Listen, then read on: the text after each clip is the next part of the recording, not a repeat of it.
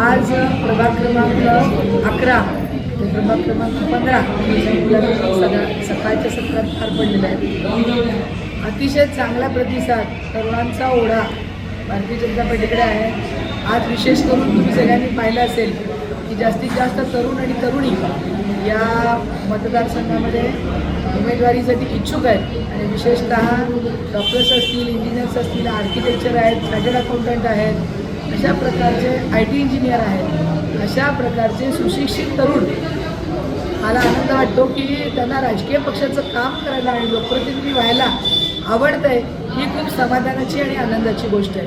याचं कारण एकच आहे की मोदीजींनी जे आपलं ब्रीदवाक्य आहे, कालही मी आपल्याला सांगितल्याप्रमाणे सबका साथ सबका विकास, त्याच्यामध्ये देशामध्ये जी क्रांती झालेली आहे सगळ्या क्षेत्रामध्ये, म्हणजे IT पार्कपासून उद्योग क्षेत्रामध्ये असेल, महिलांच्यासाठी काम असेल, तरुणांच्यासाठी काम असेल, छोट्या मुलांपासून ते वयोवृद्धांपर्यंत असेल, उद्योजकांच्यासाठी असेल, व्यापाऱ्यांच्यासाठी असेल, तरुणांना हाताला काम देणं, नोकरीच्या संधी देणं, सैनिकांसाठी असेल, या सगळ्याच घटकांमध्ये जे काम त्यांनी उभं केलेलं आहे आणि त्याचबरोबर त्यांचा वारसा महाराष्ट्र प्रदेशाच्या सरकारने माननीय देवेंद्रजी फडणवीस यांनी चालवलेला आहे आणि आमचे पालकमंत्री माननीय जयाभाऊ गोरे यांच्या नेतृत्वाखाली आमच्या शहरातले 3ही आमदार जो वारसा इथे चालवत आहेत, जी विकासाची कामं करत आहेत, याचाच परिपाक म्हणून हे सगळे उमेदवार आपल्याला इथे उमेदवारी मागताना दिसत आहेत. उमेदवारी सगळ्यांना मिळणं शक्य नाही,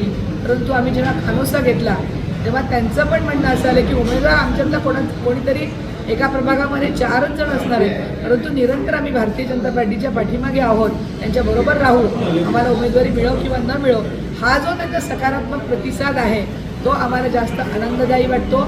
आणि याच्यामुळंच भारतीय जनता पार्टीचा जो बोलबाला आहे, जो विकासाचा पायंडा घेऊन सगळीकडे चाललेली आहे, याचाच हा प्रतिसाद आहे असं मला नक्की वाटतं. उद्या 3 ते 7 मुलाखती आहेत.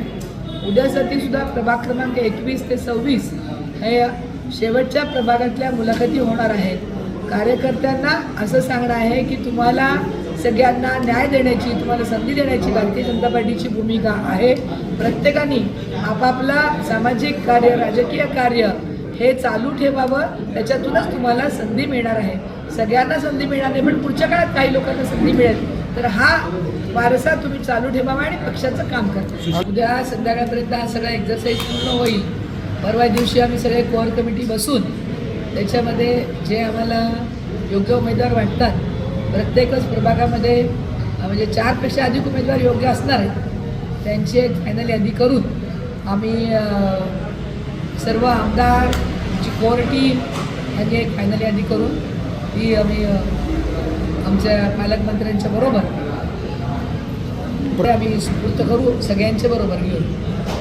प्रदेश माननीय रवींद्रजी चव्हाण प्रदेश अध्यक्ष आणि आमचे माननीय प्रभारी निवडणुकीचे निवडणूक प्रमुख आणि हे सगळे मिळून अंतिम निर्णय करतील आणि मग त्याचबरोबर युतीचाही निर्णय होईल. प्रयत्न करू.